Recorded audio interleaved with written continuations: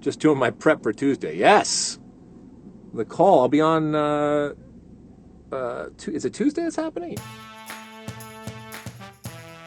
Hey, what is up, everybody? Welcome on into the call up. Jillian Sakovitz alongside the coolest gal in the whole wide world, Susanna Collins. Hey, girl. we have so much fun today. Oh my goodness. We have everyone's favorite commentator, Alexi Lalas, on. And no, we do not just talk about the U.S. men's national team the entire time. I would say that we had a really endearing and fun chat with Alexi Lalas, where I'm going to guarantee you everyone kind of sees another side. You're going to learn something. Their favorite person they love to argue with on Twitter. You'll understand it, people. It was very indicative of Alexi himself, who is a man of many interests and many talents. So we hit on a lot of different subjects, and I think you're going to learn a lot about him as just a human being. So it was a really, really fun interview. Excited for you guys to listen to that. Shall we get into here for this, Jill?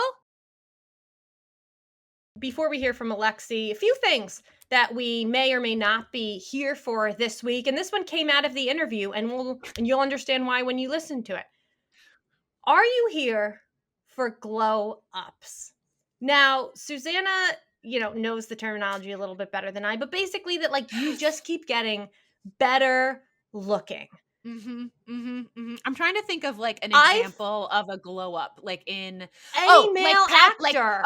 Patrick Dempsey, who is on Grey's Anatomy, right? When he was a teen actor, in the 80s, kind of dorky, not really I wouldn't say he was a hottie by any stretch. And then fast forward to today, and it's he's McDreamy. They literally call or Mick, is it McDreamy? Is that what they call him? I don't watch Grey's. Our female, our producer he glowed up in my ear. That another example that maybe people would also know about from our Super Bowl halftime show last year would be Shakira and J-Lo, looking friggin' better than ever. And here I am, Suze.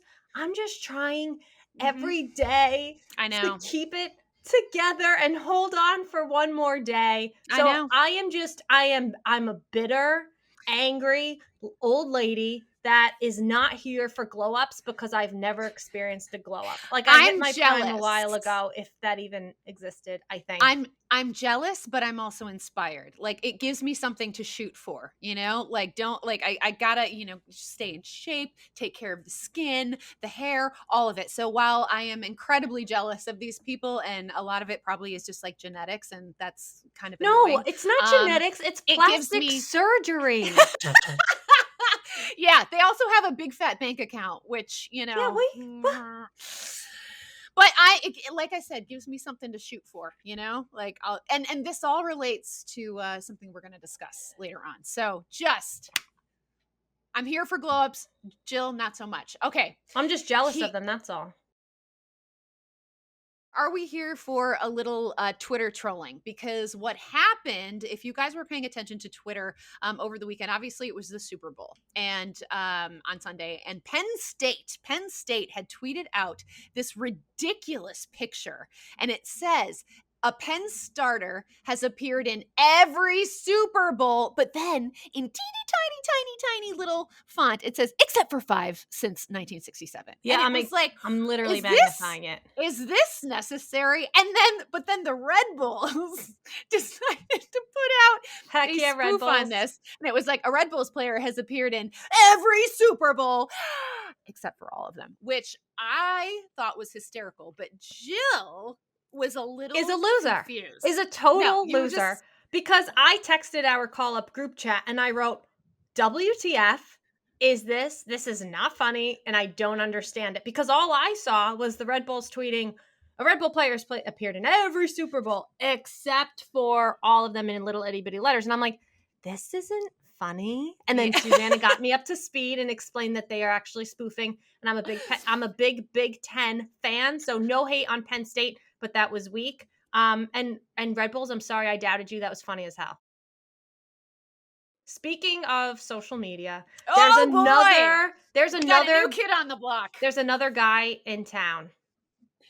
Welcome to Clubhouse, y'all. So I got invited. A friend of mine was like, hey, do you want to be invited to this Clubhouse thing? And I was like, I don't even know what it is. And so he kind of explained it to me. It was this invite only, it's audio discussions, and you can hop into different conversations about anything, really. So he sent me an invitation, and I kind of start exploring it and found a few soccer groups and some interesting discussions. So then I texted Jill and I was like, hey, do you want to, I got some She gave me the invites to hand out. same call of Jill. It's this very cool thing. You have to learn about it. But I have Can't popped say into, I understand it. I know it's a little weird. I'm still trying to get used to it, because there's a moderator and then you can be an audience member, but then you can also be invited to be a speaker. But there have been some really interesting conversations, especially around soccer. And we're gonna talk to Alexi about one of the conversations I had. But it was also great because the other night we were able to kind of connect with some of the comm staff and PR staff of different teams that we have not seen because of obviously the freaking pandemic. It felt exactly like being in the hotel bar on a trip, MLS Cup, random weekend game, whatever it is, and running into some people that you maybe wouldn't organize like Zoom cocktails with.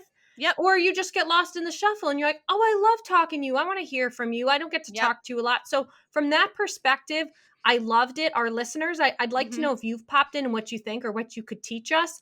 What I don't love about it is I have been looking for years for ways to get off of my phone and be more present. So if I am going to dive in on Clubhouse, which I'm okay with, I got to know what I can get rid of. Because I'm just trying to live a little bit more. Yeah, I'm anxious to see how the legs of this thing, you know, if it's kind of just the shiny new toy right now and we're sort of having fun with it and playing with it. But in a couple months, are we still going to be as enthused as we are now? I'm having fun with it right now. I think there's some good conversations to be had. So ultimately, I'm here for it. Also, guys, thanks for the invite, Susanna Collins. So on that note, I've got a bunch of invites that I'm able to hand out. Apparently, I've got like 8 invites. Look at so you. if any of our this will give you an incentive to follow us and Twitter, or if you like us and subscribe and want an invite, I have some Clubhouse invitations I can hand out. So Heck, you guys, yes, there we go. Little incentive for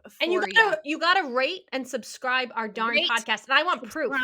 Yes, exactly. And then you'll get. I have 5 I haven't used. You will be gifted a Clubhouse invite from Jill and I. Time now for our AT&T 5G call to the field. And for that, we are bringing in a man who has literally done it all. An MLS and U.S. men's national team legend with 96 caps. He has been a club president, a GM, and now he is an analyst on Fox and amazing on social media. Mr. Alexi Lalas, we are so pleased to have you with us today. Thanks for joining us. It's an absolute pleasure and an honor. And, I just want to say congratulations and thank you and praise you for the courage that it took for both of you to agree to have a 50-year-old on your show. And, I can't tell you how much it means to me from the bottom of my We don't heart. have a lot of those, but we thought to ourselves, if we're going to have one, if we're going to go there, we are going to have Alexi Lalas. It only makes sense. So this is great. This is a great way to start this, because Jill and I were just talking about Clubhouse. So if for those of you that don't know, it's this new sort of social media platform. It's audio only. You can like drop in on all these discussions, whatever. And Alexi, I have seen you pop in there. I follow you on Clubhouse, and I just want to get your thoughts, your initial thoughts on this new platform, because I know you're a big social media guy. Yeah, so this whole thing has kind of come about, especially in the last couple of weeks. It's really kind of taken on a life of its own. I don't understand it yet. I am hopeless when it comes to how it is supposed to work. You guys weren't around back in the 1900s, but back in the 1980s, when I was coming about, as it were, there were these things called chat lines and party lines, and this is just a glorified party line, basically, where everybody gets together. There's no, just so people don't know, there's exclusivity in that you have to be invited to join. There's no audio, or there's audio, but there's no video. So I really don't quite know what it is. And you pop around all these little quote unquote clubs that are discussing everything under the earth. What I found is it is Wild West right now as it kind of figures out what it's going to be, in that there's the moderators are all over the place. The topics are all over the place. It's complete bedlam. They have people, you get invited onto a stage to speak. And anyway, so we're just trying to figure out whether this is something or this is just the du jour thing, and that there'll be another thing next week that we'll all kind of migrate to right now. But until then, I was talking to Ivis Galarcep, our good friend Ivis Galarcep, and he was navigating it too, and he said he actually found that the non-soccer stuff was much more interesting, because you end up just kind of getting together with the same soccer people that you've been hanging out with anyway. So we'll see what it morphs into. On that note, like I was saying before, I'm okay with it, but it's like I'm not trying to be on my phone and disconnected from real life more than I am. So if I'm going to take on Clubhouse, I got to get rid of some things. So that begs the question, Alexi, you use social media to connect with soccer fans, in a way that we weren't able to in the past. What would you keep around? And maybe what's like something you would just really love to get rid of? I don't necessarily think that social media in and of itself is bad. I just think that when humans get involved, we like to take it in different directions. It's interesting. So, for example, I'll do, I guess, Periscope, at least for the next couple of weeks, because Periscope is going away. But anyway, the streaming version on Twitter of a live streaming show on Twitter, and then I'll do one on Instagram, and it's a very, very different type of vibe. And I don't know if it's a person or just the people act differently on different platforms. That's what's been interesting to see. I mean, I think people are emboldened on all social media because of the anonymity that it affords, or the distance, if you will, that it affords. But I think people are a lot more emboldened and a lot more liable to say things nasty on Twitter than Instagram. Maybe because Instagram started as a photo thing. But all in all, I view it as, first off, an information gathering source. Second off, a communication and interaction source with a lot of soccer people. And for a long time, once again, way before you were around, was kind of underground and niche, and it's come above ground, and the ability to talk and to debate and discuss and argue and communicate, ultimately, it affords that. And then I look at it kind of like a video game too. It's often just, it's entertains me, even when I'm screaming and yelling at somebody or whatever. Okay, so screaming and yelling, that brings us into our next question perfectly. You like stirring the pot a little bit on these platforms, even when you're sitting behind the Fox desk. Like, it is what Alexi Lalas is in so many ways. I can remember when we're out with the Fox crew, someone stopped you in the lobby when we were having drinks and just like wanted to argue a point with you respectfully and with a smile on their face. But like, how did that become your thing? That if someone has something that they feel passionate about, that they are coming to you? I think it stems back to the fact that we haven't had those types of platforms. We haven't had those types of discussions, or we haven't had them in a formal setting. We certainly haven't had them in abundance. I didn't set out. I don't set out each and every day to irritate people or to agitate people. Of course not. But don't get me wrong. I enjoy poking the bear as much as anybody else, and people enjoy poking back. But I think our sport needs some of that. And look, as long you mentioned respectful type of disagreement and discussion, there's different places where that happens and different places where it doesn't. Oftentimes, not often, almost every single time I have any type of interaction or confrontation, I guess you will, with a fan out there, it is incredibly respectful. And it usually starts with, I don't agree with everything that you say. I got no problem with that. It'd be very boring, to be quite honest, if everybody agreed with everything that I say. My job is not to tell you things that you agree with. My job is to give my opinion and let the chips fall where they may. And that debate and that discussion and the back and forth, I think that's good, as long as you're able to back it up. And so I enjoy that. I grew up in a household where that was not just encouraged, it was demanded. If you're going to have a take, which is what we would call it in the industry, have a take, even if it's hot, flaming hot, whatever, it doesn't matter. You got to be able to back it up. And, these are ultimately opinions. We deal in a subjective type of situation here where I like this player, or I like this team, or this was a good play, this wasn't a good play. Fine, you can have those opinions as long as you back it up. But I also recognize that I'm in the entertainment business. And how I say things is as important as what I say. You guys are in the entertainment business too. We are performing here. The way that we act right now in this interaction is different than we would act in a different setting. And that's okay, because there's lights, there's cameras. We know this is going out to the public. So we have to recognize that how we act and the things that we say, especially in our industry, we want to elicit a reaction. We want to be both entertaining and informative in the things that we are doing. And there's nothing wrong with that. As a matter of fact, that's your job. That's so well said. So well said. That makes me feel better about myself, to be honest. No, a little bit, but I mean, it's true though. You know, we have these platforms, we have opinions, and our job is to literally deliver these opinions in a certain way. So, but I want to make sure. Hold on. I want to make sure though, that doesn't mean that it can't be truthful. That it can't come from a place of emotion. Mm-hmm. You know, a lot of times people ask me, "Do you believe everything that you say?" Of course, I believe everything that I say. Of course, I believe it. I don't just say it just to say it. I don't just say it just to take the opposite. Now, look, the entire debate industry, if you grow up and you go to school and you go to debate, is oftentimes putting yourself in somebody else's shoes and taking a different position, being able to defend that and be able to see how that person could have that opinion. So it just because you say something that is entertaining, okay, or in an entertaining way, doesn't mean that it can't be genuine and truthful and obviously passionate when it comes to the things that we're talking about. One of the things that you tweet about frequently is the U.S. men's national team. And we've seen a lot of young U.S. players making huge strides in Europe. And so going back to this Clubhouse discussion, I popped into this room, Alexi, and I so wish you would have been there, because there were a lot of European pundits talking about why these young Americans have been successful, or why suddenly European clubs are looking to the U.S. for this kind of talent. And there were, I thought, these misperceptions.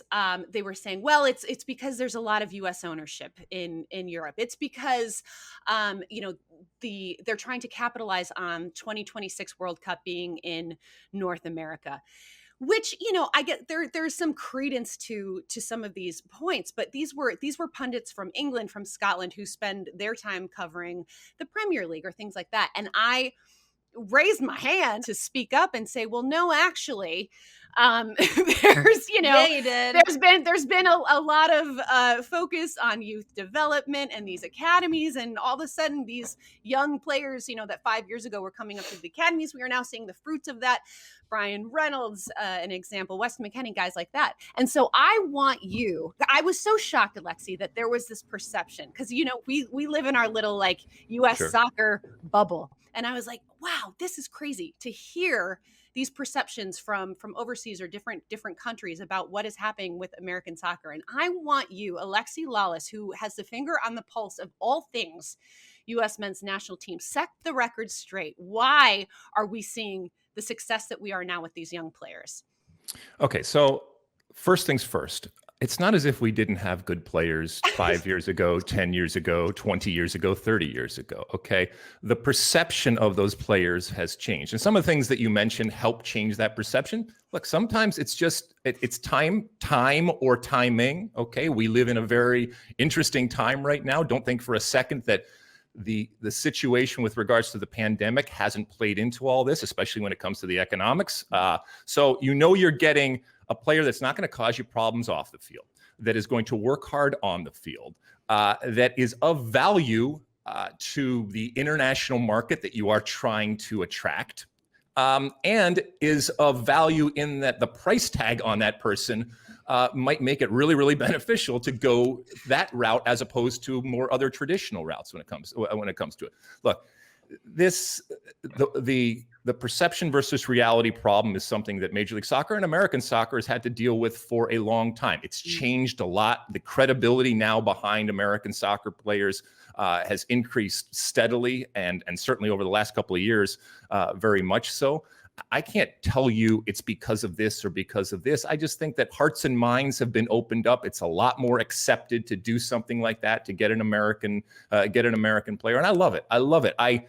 in a strange way, I lament that there has been talent in the past that hasn't been given this opportunity. But look, we all stand on the shoulders of giants. We all benefit from what has happened before. And you hope that you create a situation that's much more conducive and open and inviting to the American player. And this is a moment right now where it's never been better. And that's great. But we're still going to have to fight, those types of attitudes and people that just don't follow American soccer and don't know a lot about what's going on. They're going to have preconceived notions, and they're going to bring that baggage and history, and that's okay. This has always been about winning people over and changing, winning those hearts and minds out there when it comes to soccer. So I'm glad that even something like stepping into a clubhouse and raising your hand, literally, and digital hand or whatever, and stepping up and just providing a rebuttal and giving people something to think about, because I guarantee you, everybody on that call, you will have planted that seed. And they were shocked. This is it. Yeah, they were shocked. They were like, "Oh, had no idea." And I was like, "Well, yeah." Because nobody's ever challenged them on what on what they think and how they think about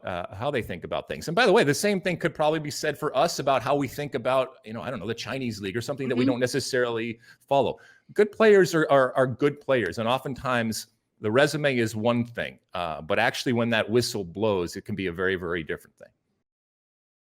Wikipedia tells us you were born in Michigan, Greek father, Demetrius, American mother, Anne. Dad was a professor. Mom was a poet. Do you speak 4 languages? I can get by in languages. You should advertise that more. Like, can we get some like live translation? Because no, like the UN's not hiring me or anything. I mean, on the Fox set, like a little lower. But very seriously, can you tell us a little bit more about the genesis of Alexi Lalas? Your Wikipedia makes it sound like you were like one step away from going in a whole nother direction and being like a hockey player and like never gracing the soccer world, period. Like, tell us about you. I mean, a lot of my generation was that. I mean, I did not growing up. No, you mentioned my parents.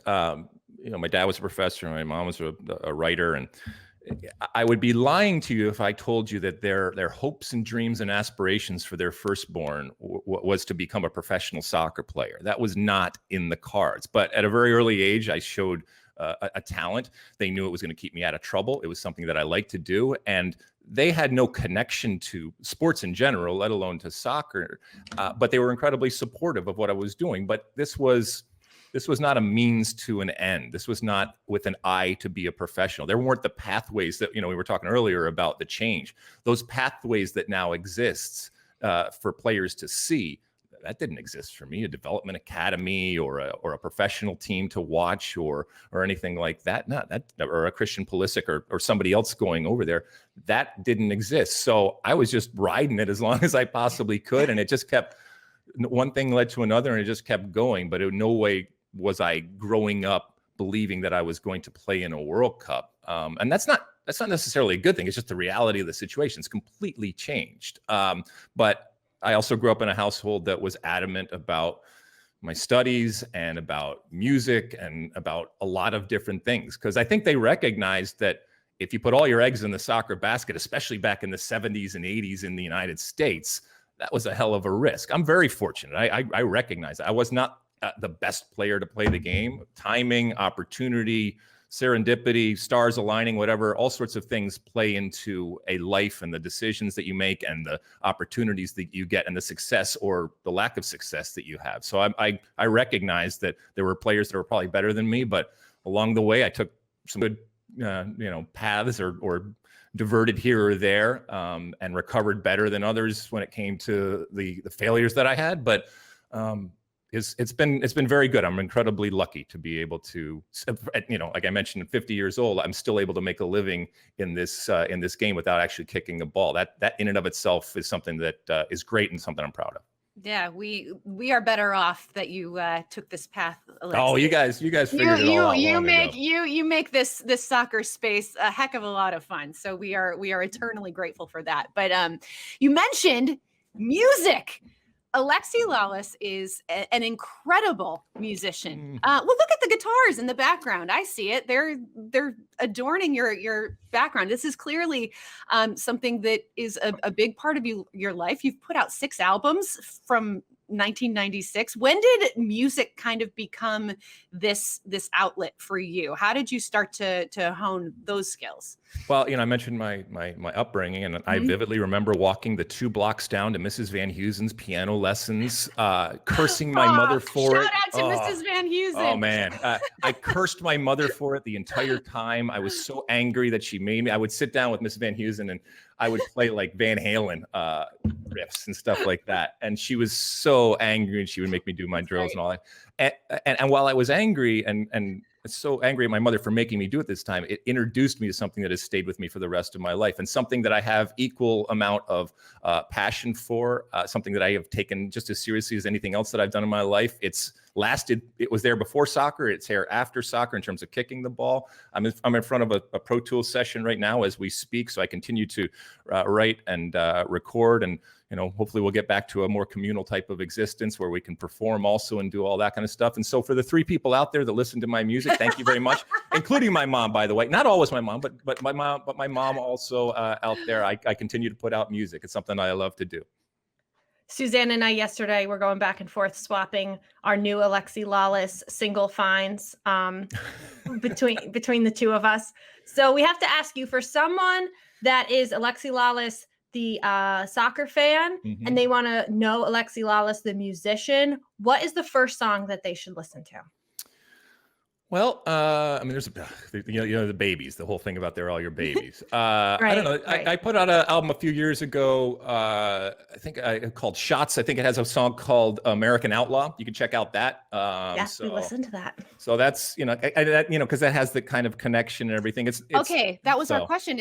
Was that inspired at all by the American Outlaws supporter group, the U.S. men's national team? Oh, definitely. Supporters. Definitely. Okay. But it's not. Was it for them? It's not overt. I hate when it's just direct. So there's layers. And look, I am of the belief that regardless of what art it is, once it's put out into the world, it is no longer yours, in that I can tell you what that song is about or what inspired me, but you have to interpret it. And if you think it's about penguins, then okay, that's as valid as the artist or the writer in this case of the song in terms of the interpretation of it. I like when artists tell you what they were getting at and how they see the song, but it doesn't mean that that's the only or the right answer when it comes to that. So it's whatever you make it.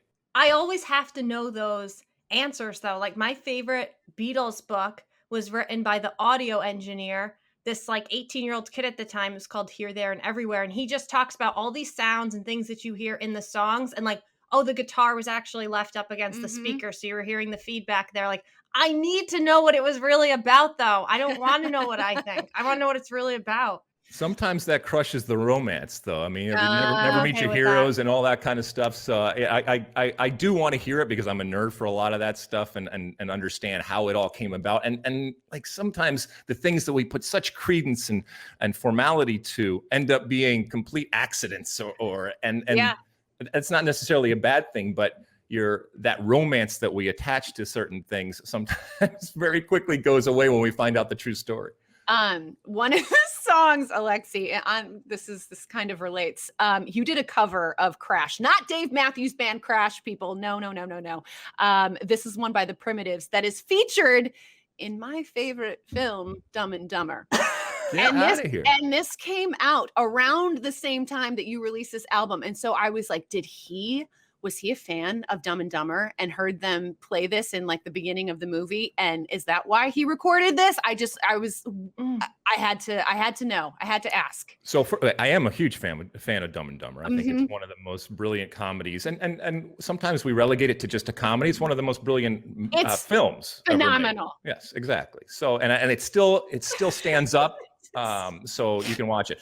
As far as the Primitives song, once again, it goes back to how old I am. I am of the age where I actually was around when that song was released as a song before it became part of a soundtrack later on. So I always loved that song. It's a very obscure type of song, but it's a great song. So when we were thinking of different things to do, it popped in my mind, and probably the affiliation with that movie. Actually, I know for a fact that the affiliation had a part because I had the CD soundtrack of Dumb and Dumber with me because I recorded that in Italy when I was playing over there, and I vividly remember having the CD of the soundtrack for Dumb and Dumber. So definitely it played a part. This incredible makes me news breaking happy. information. Also, I want you to know, Alexi, according to Spotify, that's your most popular song. So. Really? Cool. The one that I didn't write. Awesome. But you sound great on it. It's a great cover. It was good. We had a good time. We recorded this. We recorded it. This was back when we actually used recording studios. We recorded it outside of Venice, in the north of Italy, at this beautiful studio that was built out of these old ruins. And then we would have pasta between takes and wine, and it was like the most perfect type of idyllic heaven. Recording setting you could possibly imagine. Wow.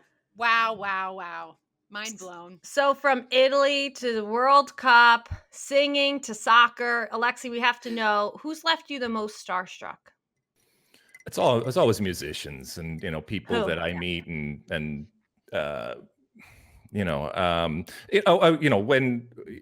from a soccer perspective, Diego Maradona and that type of stuff, he was my first. Yeah. I mean, it's just, it's incredible, but yeah, it's mostly musicians, but you wouldn't know any of them. They're not like huge stars out there or anything like that. And to go back to the point we're talking about, there's always a little trepidation as to, are they going to be, is this going to blow my image of what they are? And which is why, and look, I live an incredibly charmed life. I'm incredibly fortunate to be able to do that. And I recognize that, I might spend 15 seconds with somebody talking about soccer, or they may want a picture or whatever, or just say hello or even thank you. And it blows my mind every time. But that might be the 15 seconds that they base their entire outlook on me. And look, I recognize that people have bad days, but I want to make sure that going through life that I leave as many people, even if it's just 15 seconds that I spend with them, with a good impression of who I am. I'm not talking about Twitter or screaming and yelling on TV. I'm talking about the human interaction, the face-to-face type of meetings that I have. And I want to make sure that that's something memorable and that's something positive, because they're going to base who I am and how they feel about me oftentimes on that 15 seconds. And I'd rather go through life and have as many people, hopefully, positive about that experience than negative, just because I'm having a bad day or anything like that. I mean, look, if the worst thing in your life is you got to take pictures and shake hands and sign autographs and hang out with people to talk about soccer, then you live a charmed life. And I certainly do. Yeah. Amen. Amen to that. We hit on your music career, but you truly are, Alexi, a Renaissance man. You made a cameo in a movie with the Olsen twins. I don't know if the world is ready for this information, but it's true. There was a movie called Switching Goals, and you are in it juggling a soccer ball. It's fantastic, but we just have to know the genesis of that. How did this cameo in what is an Olsen twins classic come about? Yeah. So what is it? Mary-Kate and Ashley, the Olsen twins, right? There you go. So for people that I don't know if you don't know, but they started out as child actors on Full House, and they parlayed that into a $1 billion industry where they cranked out movies. And a lot of them went right to video or whatever, but they made so much money. And so there was a point where they were doing a movie about soccer, because they're going through the whole gamut of different subjects. And look, they're probably getting to the bottom of the barrel. They had to figure out something. And so they called me up and asked me if I'd be it. They paid me a ridiculous amount of money to fly up to Canada. Yeah. They did all of their production up in Canada, obviously. And they would just crank out these movies. They were wonderful. They treated you so well. I still get residual checks from, not a lot, but I still get little cents here or there from that. Switching Goals is it, and it's interesting because there's a life. They've gone on, obviously, grown up, but there's a life to this entire catalog, and it's relative to when you have kids. And so as I go through life, and I see different people that I know that have kids, immediately the Switching Goals thing, because now it's not just VHS, it's streaming and everything, and it's out there, and their kids go through a Mary-Kate and Ashley type of moment, or the parents are just dying to find something to put on, and inevitably Switching Goals will come up from a soccer perspective, and I'll get calls or texts or whatever, and So yeah, it was great. I had a really good time up there in Canada. God, what a business they had. Before we get to our main event, our game, just have to know, I have seen you say that you aren't into soccer scarves. I just really want to know why. And did you ever end up watching any Vanderpump Rules? Just two very important questions. Did I ever, hold on, the scarves question, what was the second question? Did you ever end up watching Vanderpump Rules? I'll take that as a no. No, You no, did? yes. Yeah. Okay, so I did that. I remember we had a thing where we were talking about it, or Just I was, curious, yeah. was It was like online. a quarantine. Exactly. End of the line. I've watched everything. Exactly. And I mean, Maybe for you, that was a not for long me. time ago. So you can think where we are right now. And then the other question was scarves. Oh God, what a, if I could take back something that the soccer culture manufactured, it would be scarves. I am giving them constant. If you want me to wear something, here's your tip. If you want me to wear something, make sure that it's either a shirt, t-shirt, or a hat. Okay. Don't give me a scarf. I will never ever wear it unless you're paying me and I'm holding it up or something like that. Because first off, I don't wear, and also don't make it really be soccery. Okay, if you want me to wear it out in public.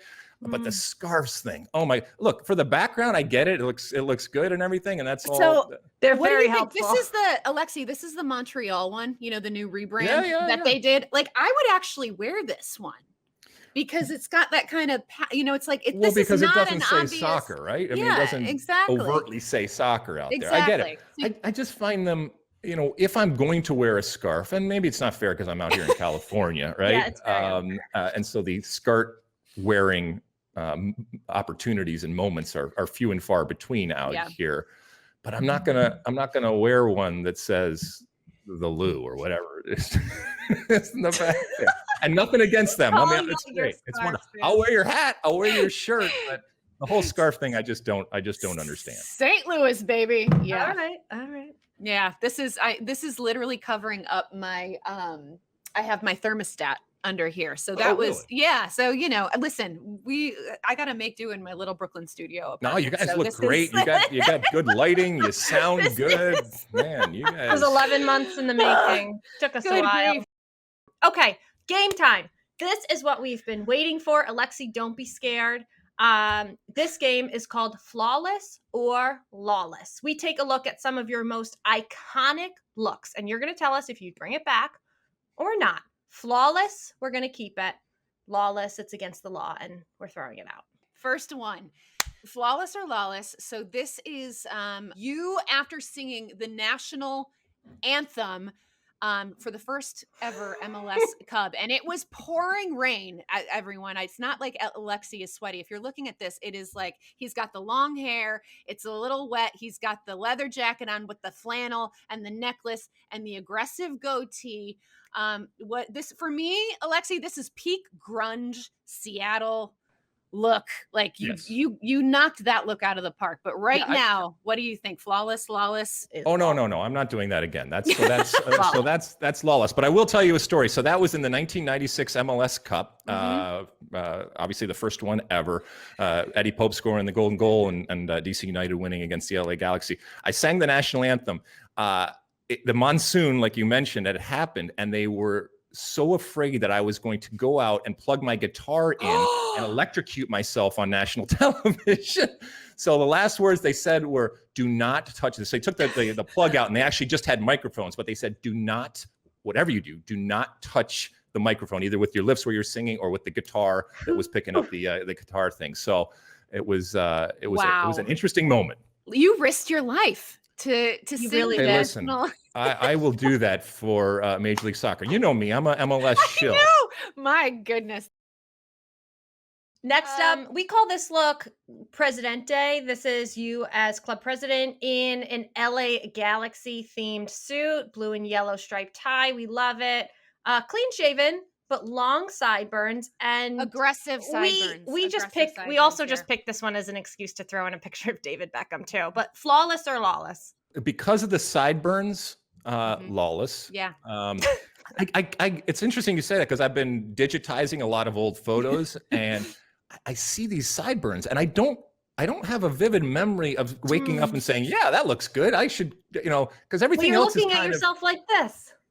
it's very strange. It's very strange because it's not like a 60s retro type of thing. It's just randomly long sideburns for no apparent reason. So no, I don't like that. And the emblem on the jacket, I thought it was good at the time, and it probably for the moment it was fine. But I'm a pocket square person. I think if you go on in any type of situation where you're wearing a coat and tie, you should always have a pocket square to kind of mix it up and asymmetrical type of look there. I think that's important. So if I had to do it again, I probably would have gone with the pocket square instead of the emblem. There was enough LA Galaxy all around. Love that. Okay, next up, this is New England Revolution, Alexi, which is just, this is kind of iconic when we think of you as a player, the long hair, the headband, the goatee. I would like to discuss the aggressive tuck of the uniform because we don't see this anymore. Right. And I kind of love it. But I want to. Do you think this is flawless or lawless? Because I'm team flawless here. There is like an inch between lawless and flawless there, in that I'm worried that it's just a little too high-waisted. And I know that's the thing now, by the way. This is the thing. Everything's back high-waisted. I mean, Yeah. back in my day, we used to laugh because that's what moms used to wear. But whatever, you guys do you. Your generation do you. You want high-waisted? Go for it. Have it up over your belly button if that's what you want to do.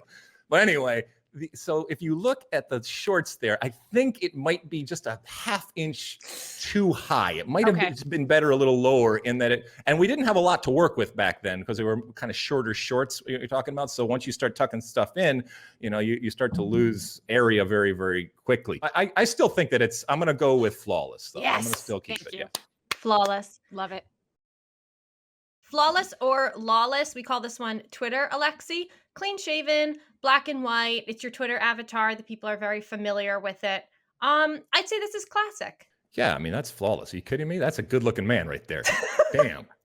Very handsome. That is good. Very dapper. I know. This is the reality though. You're getting the reality this morning. Even nothing can help me. Not enough makeup and lighting here. Now, when they talk about the glow up, Alexi, like you have glowed up, it's just that's like, good. Is that good? Good I want to make sure. That's good. The glow up is so good. And cool. you It's like when you only get better looking. You have nailed the glow up. It's very specific though, usually to men, which is a whole nother conversation and is honestly just making me mad. So let's just keep going with the game. Okay, this is baby Alexi. Okay. Now you look like you're a member of Pink Floyd, maybe Led Zeppelin. This is very rock and roll for me. The full curls just kind of running wild. That is something. So this is back in the 80s when I was at Rutgers University, exit 9 off the turnpike. Shout out to Rutgers.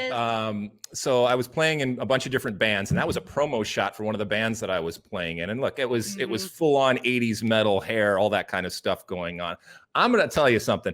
If you're going to do it, right? So I'm going to say that is flawless. I mean, the high cheekbones, the come hither look, the curls with the symmetry, but the turned head, I think that's a good thing. Black and white, maybe a little bold. That's pop color. If you can't really see it, but that's a jean jacket, stonewashed jean jacket type of thing. So it was a thing. It was a thing. No, they're back now, Alexi. If you of course still they have are. that, if you he still has it on have right that, now, Susanna. I know. Well, cool. he does have a little. I'll wear my stonewashed jean jacket and some high waisted pants, and I'll be in.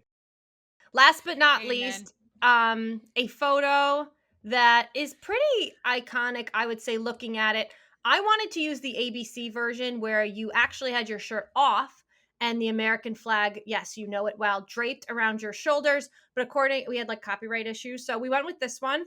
Flawless or lawless, wet, sweaty hair, screaming, probably champagne soaked. I don't know. This is phenomenal. This is phenomenal. This is flawless or lawless. This is flawless in that, and maybe not. Look, I know I look like a caveman screaming and yelling there, red, white, blue caveman. but there's just so much good in this picture. Number one, the faux denim, long live the denim jersey. Okay. Rest in peace. And so any type of picture that has that is already in my book up there. Amen. Number two, this is in the '94 World Cup in the Rose Bowl locker room after we beat Colombia. So for all intents and purposes, we had achieved our goal of getting out of the group. So that's pure joy and ecstasy and a mission accomplished right there going on, along with a lot of sweat and spit and probably beer and champagne and everything else going on. Well, Phenomenal. I didn't keep count, but that is a wrap on our game of Flawless or Lawless. I'd say Flawless seemed to win it. Alexi, we hope you had fun on the call up. Your brother, Greg, was a critical piece of getting this thing off the ground 2.5 years ago. So if you didn't have fun, you can blame him. Yes. Oh, exactly. I'll blame him anyway. Look, it's an absolute pleasure to be on, and I listen, and I love the work that you're doing, and not just the passion that you bring, but the humor that you bring, the perspective that you bring. It's important. We joked a little bit about you jumping in that Clubhouse, but the fact is that each and every time that you do this show, and each and every time that each of you, in different ways, either together or individually, step up and make your voices heard and talk about the game that you love, and it's not even necessarily just about MLS, but it's just about the game that you love. It's better. And so I'm an old guy. I came along from a different generation, but I benefited from that previous generation. I like to think that the next generation benefited from the things that I did, but they're also benefiting from the things that you did. And whether you kicked a ball or didn't kick a ball, this is all this soccer community and this family, and everybody is important in terms of constantly pushing. And it is a push and it's a grind, but it's a labor of love, as you guys know. And I want to thank you for everything that you guys do.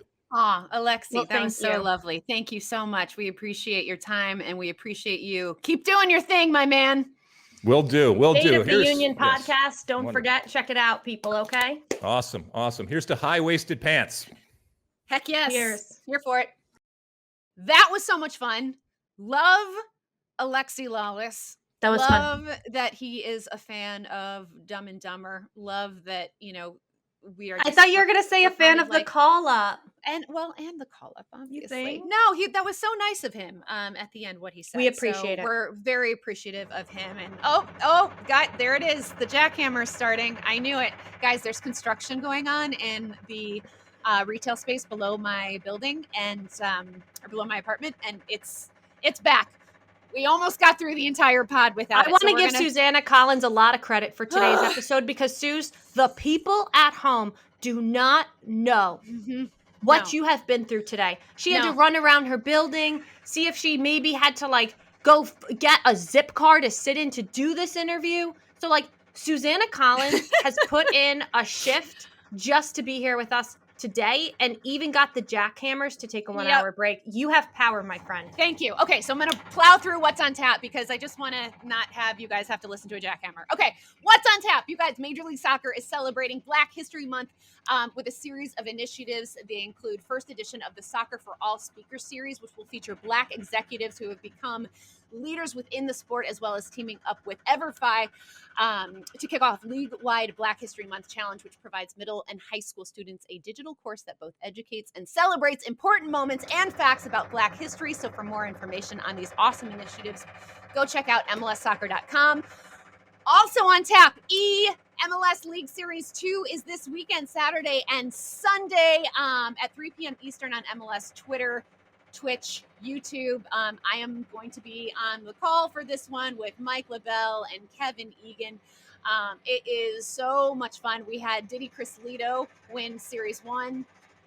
We're going to see if he can defend his title here. It's going to be a great weekend. So check it out, y'all. Definitely keep your eyes on NYC Chris. I was on the NA qualifiers this past weekend, and he made it to the grand final. But just fell short to Joxan. So it was this guy is going to be fired up and ready. I could see him defending his title. And I love that we are knowing more and more about our MLS landscape. Okay, this is the big news, people. You like what you're hearing? Get ready to double up because we are going weekly. You can catch the call up now every Tuesday, not every other Tuesday. And on that note, happy Valentine's Day. But I got to admit, I don't give a rat's about Valentine's Day. Samesies, girl. We love you, though, guys. Thanks for Yeah, we watching. do. Thanks for listening. Like, subscribe. Thanks to Alexi Lalas. And no thanks to the jackhammer below me. Have a relaxing day.